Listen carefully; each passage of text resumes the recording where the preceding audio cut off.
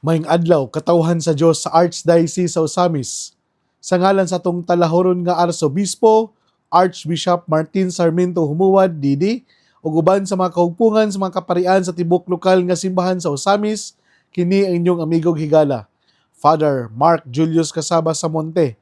Magahatod og pamalandong ninyo karong adlaw karon nga Martes, sulod sa unang semana sa Pasko sa pagkabanhaw. Mga igsuon, ang ebanghelyo na atong pagabasahon o pamalandungan karon atong pagakutloon sa ebanghelyo sumala ni San Juan.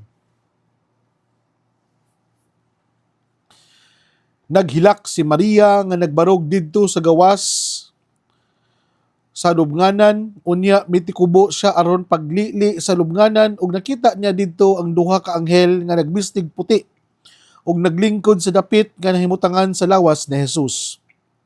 Ang usa didto dapit sa iyang ulo, o ang usa dapit sa iyang tiil. Dahil nganong naghilak ka man, sila nangutana kaniya. Siya mitubag, ila manggod nga gikuha ang akong Ginoo, wala ako mahibalo kung hain nilag ibutang siya. Sa pagkahuman niya gisulti niini, milingi siya og iyang nakita si Jesus nga nagbarog didto. Apan wala siya makaila nga si Jesus di ay kadto. Dahil nganong naghilak ka man, nangutana si Jesus kaniya, kinsa man ang imong gipangita? Nagtuo si Maria nga siya mao ang hardinero. Busa miingon siya kaniya, kung ikaw maoy nagkuha kaniya, tug-ani ako kung hain mo siya ibutang kay kwaon ko siya. Si Jesus miingon kaniya, Maria. Ug si Maria miatubang kang Jesus ug miingon sa Hebreo, Rabboni, nga sa ato pa magtutudlo. Unya, giingnan siya ni Jesus, ayaw akong hikapa kay wala pa ako mahibalik sa amahan. Adtuay noon ang akong mga igsuon, ug suginli sila nga moadto ako sa akong amahan, ug inyong amahan sa akong Dios ug sa inyong Dios. Busa gisuginlan ni Maria Magdalena ang mga tinun-an nga nakakita siya sa Ginoo ug gisultihan siya ni Jesus niini. Mga igsuon ang ebanghelyo sa Ginoo. Daygon ikaw, Kristo. Mga igsoon ko ni Kristo, Happy Easter kanatong tanan. Christ has risen. Mga igsoon, tugutin niyo ako sa paghatag sa kuang special nga greetings sa pagsaulog sa ika-43rd Presbyterian Ordination Anniversary sa atong halangdon ug mahal na Arsobispo, Archbishop Martin Sarmiento Humuad. Ang ato ang mahal na Arsobispo diri sa Archdiocese sa Osamis. Blessed and joyful priestly ordination anniversary, Archbishop Martin. Salamat kayo sa imuhang pagkagasa diri sa Archdiocese, gasa sa simbahan o gasa pud namo mga kaparian o mga parokyano dinhi sa Archdiocese sa Osamis. Salamat kayo sa imuhang pagkapari o sa imuhang pagkapari tungod niini ikaw na himong arsobispo.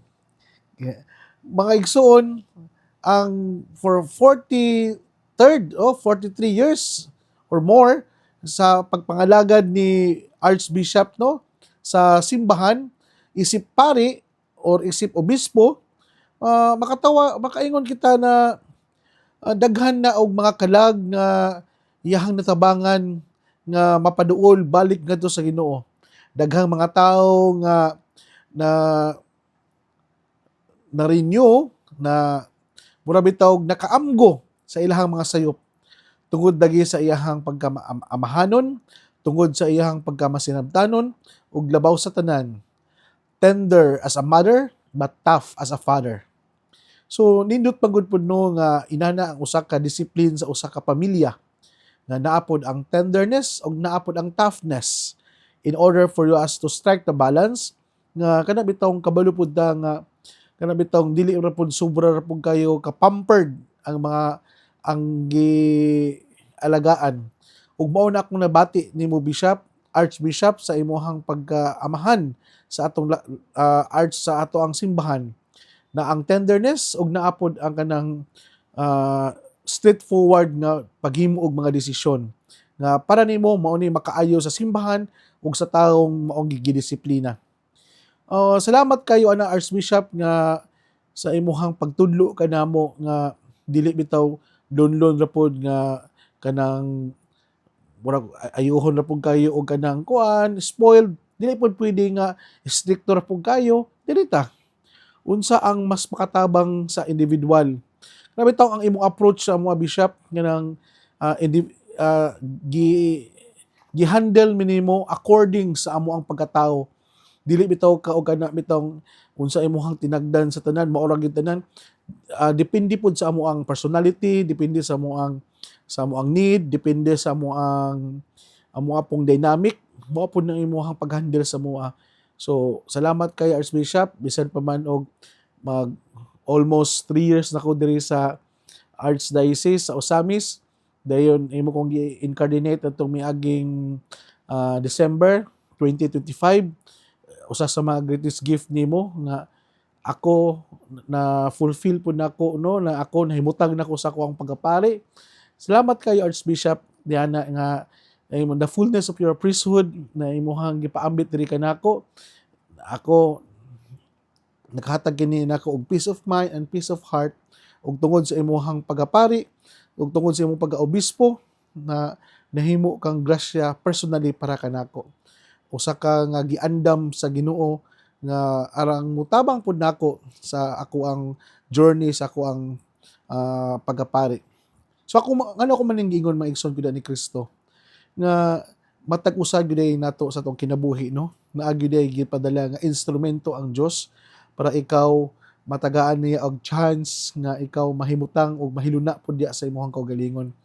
Ikaw yung Archbishop usa ka nag sa gitingala gyud nako uban ni Monsignor Boynaron og sa mga kaigsuon akong kaparian nga makaingon ko nga tungod kaninyo og tungod kanimo especially sa imong pagdawat kanako. Salamat kayo nga karon nga nang malipayon kay ko og nakontento kay ko sa ako ang pagkapari karon.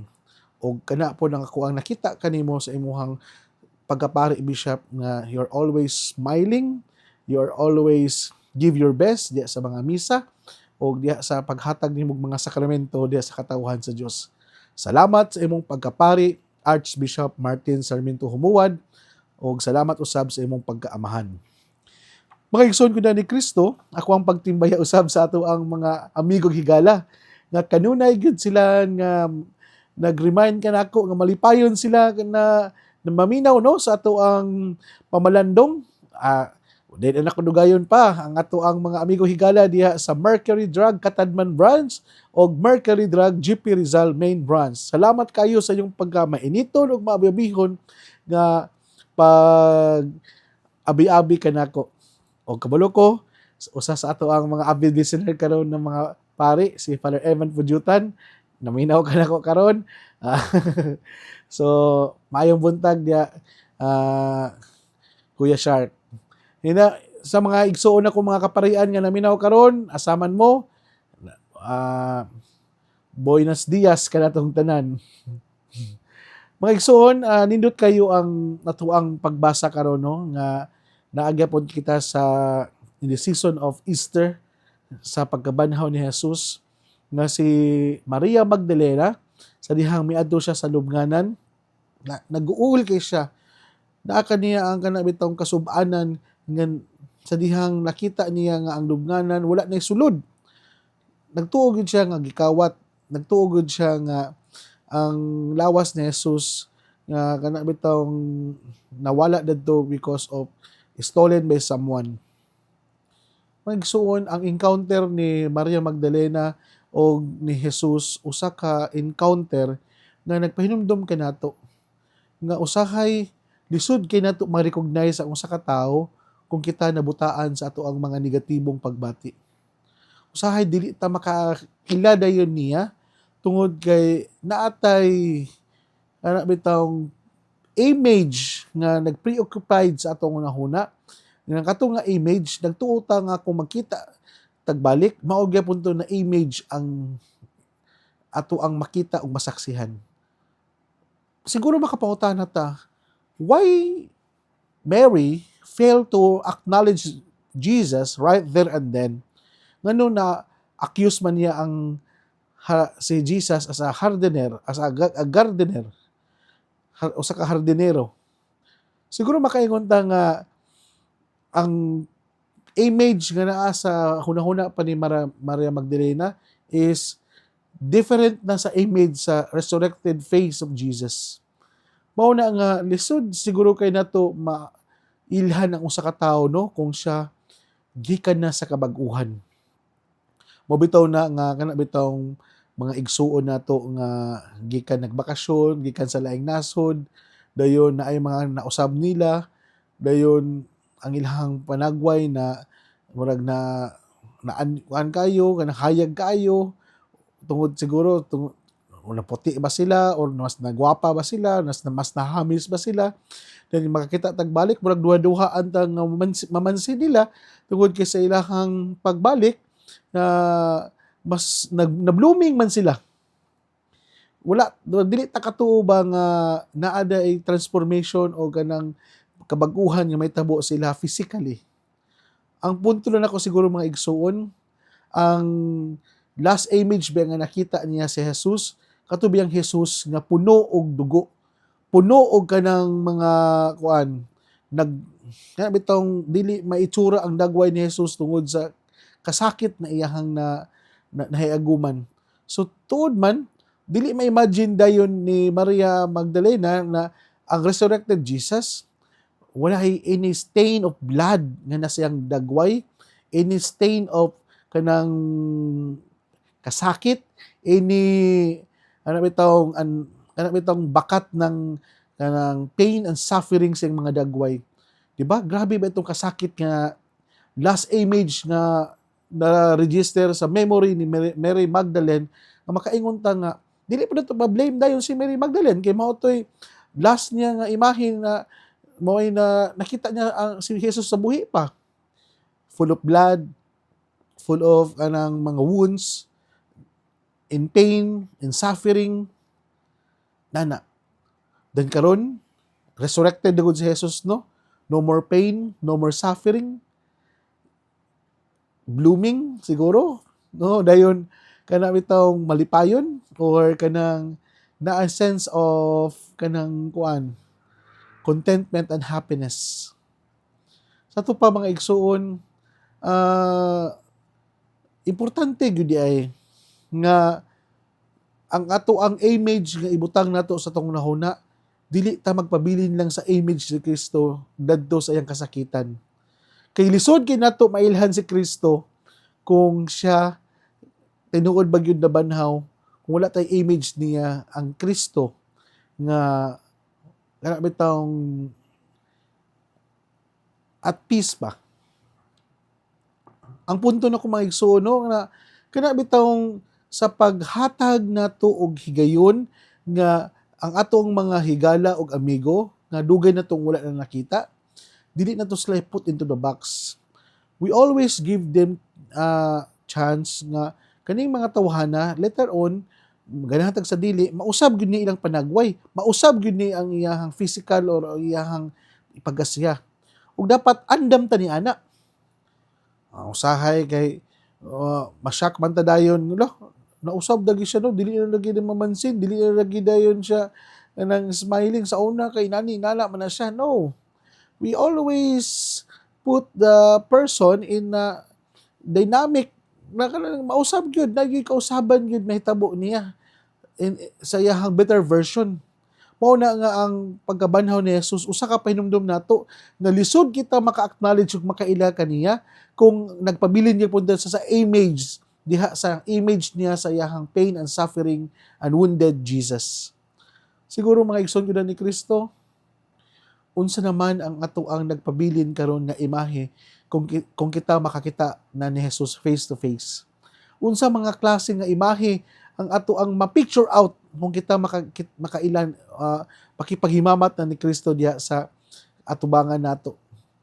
Can we easily acknowledge and recognize Him as our Lord, as our Master?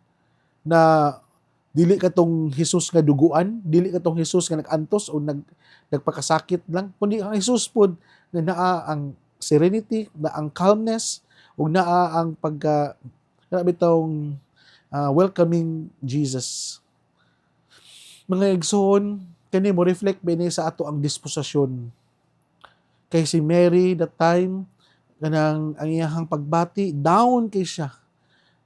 Grabe kay ang iyahang kasub-anan. Mauna nga ang iya wala siya nag-expect nga ang iyahang gipangita na dali siya nga tubangan tungod kay nag-expect siya nga ang iyahang maiaguman nga Kristo katulad kay pong samaran o nag-antos nga Kristo. Mga igsoon, humana si Kristo gisakit. Humana si Kristo nag-antos o nagsakripisyo. Siguro kung gusto kita makaila ni Kristo, ato siyang dantawon diha sa mga dagway nga kalmado, dagway nga malipayon, ug dagway nga makontento. Kana bitawng we can acknowledge the presence of Jesus through other people, katong mga dagway bitaw nga kana bitaw maghatag og kalipay ngadto sa uban.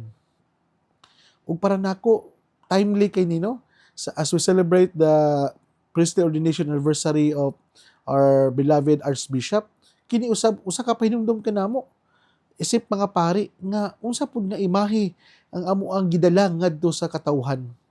Nga dapat unta ang among imahe nga gidala ngadto sa uban dili itong imahe nga samaran, maghatag mi og pain sa tagsa-tagsa ka mga kasing-kasing sa uban. Katong ang ma-register bitaw unta nga experience and happening sa mga tao diri kanamo isip mga pari, ang usa ka pari nga maghatag og kadasig og kalipay sa mga tao. Kana bitawng magpabilin unta ang memory nga nindot sa mga tao nga kaning pari ani ang adyong mahinumduman ni niya kana adyong nindot bitaw nga muuban yun ta nila, musinati yun ta nila, wala gyud ta mingbiya nila, ug naghatag jud ta og kana bitaw inspirasyon kanila og labaw sa tanan nadala nato sila, mas napaduol sila sa Ginoo tungod nato.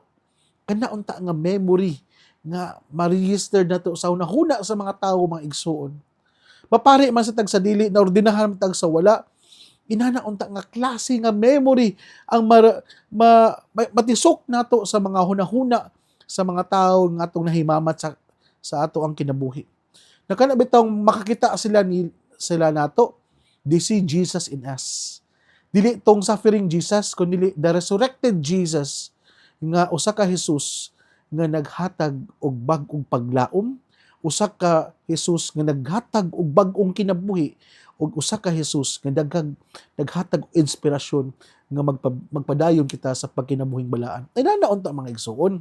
Kay nindot kina siya nga memory nga mao na ang ato ang trademark kung kita makakita ang laing tawo nato. Siguro no, for 43 years si Archbishop sa iyang pagapari, daghan na pong mga tao nga makaingon nga kani gyud ang amo ang dili malimtan ni Archbishop. Kani challenge po ni namo mga kaparian. Ako for almost 5 years na sa akong ministry. Siguro nindot po nga ipangutanan nako. Sa 5 years na ako sa ako ang pagapari, unsa pud kaha ang memory nga akong naiibilin sa mga tao na akong nahimamat sa ako ang ministriya. Moingon baka sila nga kani nga pari na inspired kay ko, kani nga pari na nalamdagan ako, kani nga pari ganahan kay ko, kay na makasabot kay ko. Kani nga pari mao gyud ni hinungdan nga mas napaduol pa ko sa Ginoo. Or baka the other way around. Baka moingon sila tungod aning paria na discourage ko mo atong simbahan, tungod aning paria nawad-an ko gana mo atong simbahan, tungod aning paria nabugnaw akong pagtuo. Subo kay na siya nga mga igsuon. Sumaw ni ako ang untang bag-o nga pagpamalandong din no sa kasinatian ni Maria Magdalena. Kabantong wala din siya nakaila ni Jesus tungod kay ang memory nga iyahang nasinati ni Jesus katumang memory nga si Jesus nga full of stain, full of blood and wounds and suffering. Wa siya naglaom nga ang Jesus kinabanhaw, ang Jesus nga dagway nga naghatag bag-ong paglaom o bag-ong kinabuhi. Mga igsuon, sa ato ang kasinatian unta nining pagkabanhaw, dili na nato dungagan pa ang kasakitan ni Jesus. Nabanhaw na siya. Naghatag na siya og paglaom nato nga mopadayon kita sa ato ang panaw. Hinaot po unta dili nato sayangon ang pagkabanhaw ni Jesus. Dili na to ibalik ang patayng lawas ni Jesus sa lubnganan, kundili mupadayon na si Jesus yang panaw padulong dadto sa gingharian sa amahan na giandam para kanatong tanan. Mga igsoon, hinaot pa unta, dili na to sayangon ang pagsakripisyo na gihatag ni Jesus alang kanatong tanan. Sinners and saints are the main cause why Jesus offered himself para sa pagpadayag sa sacrificial love para kanatong tanan. Hinaot pa unta, sa tanang mga tao natong nahimamat, sila makaingon nga dili ta nila malimtan tungod sa atong pagkamaayong tao, dili ta nila malimtan tungod sa tuang generosity and kindness, ug labaw sa tanan dili ta nila malimtan kasi kita mo hinungdan ngano napaduol sila sa simbahan ug sa Ginoo. Hinanaunta ang ato ang nindot nga maitisok nga memory sa mga tawo na himamat nato. I'm pretty sure ang atong mahal na arsobispo sa iyang 43 plus sa iyang pagkapari, sa iyang pagpangalagad sa simbahan, daghan kag na-inspired archbishop, ug kanaunta mahimo namong sumbanan sa amo ang pagpadayon diya sa pagpangalagad sa simbahan o sa iyang katawhan. Ako ang pagtimbaya usab sa tanan natong mga naminaw karon, sa tagsa-tagsa natong mga igsuon, asa man mo dapit, nga hinaot pa unta nga sa inyong pagpadayon ninyo sa inyong panaw aning kalibutana, isip mga anak sa Dios nga nabanhaw, na kita mag-awit kita og alleluia, alleluia, si Kristo nabanhaw na, o kita usab mahimo kitang malipayon. Kaya ang ato ang pagtuo dili man nahimong vain, dili man nahimong pointless ug meaningless. Nahimong meaningful ang atong sacrifices, nahimong meaningful ang ato ang mga pag-antos, kay kining tanan na aman di ay padulngan. Nasama sa gibuhat ni Jesus, siya namatay pero siya nabanhaw usab. O kini naghatag natong paglaom nga sa atong pagpadayon sa pagbinuotan na agyuday ni siya padulngan. Mga igsoon, di nila kukutob o ginaot pa unta na kining tanan nato ang mga nadungog o gipamalandungan, mao kini maghatag nato sa pagkinabuhi nga balaan. Hinaot unta nga kining tanan ang bulahan ng tawo nga naningkamot nga magpuyo sa pulong ni Jesus, sama siya sa usa ka kahoy nga gitanom daplin sa sapa, kansang ang dahon dili gayud malaya, ug timpo sa timbunga buhatag siyag maayong mga bunga. Hinaot po unta na kining tanan natong nadungog o gipamalandungan, maghatag ka nato ug magdala ka nato sa atong gitinguha og padulngan ang gingharian sa langit nagipangandoy sa matag bilyonyagan. Igsuon, ugma na usab uban sa pangama sa atong mahal nga birhen natong gitawag diri sa misamisno ng birhen sa kuta, ang Dios unta magapanalangin kanato sa ngalan samahan sa Anak sa Espiritu Santo. Amen. Once again, blessed and joyful priestly ordination anniversary Archbishop Martin, og daghang salamat and God bless katong tanan. Happy Easter!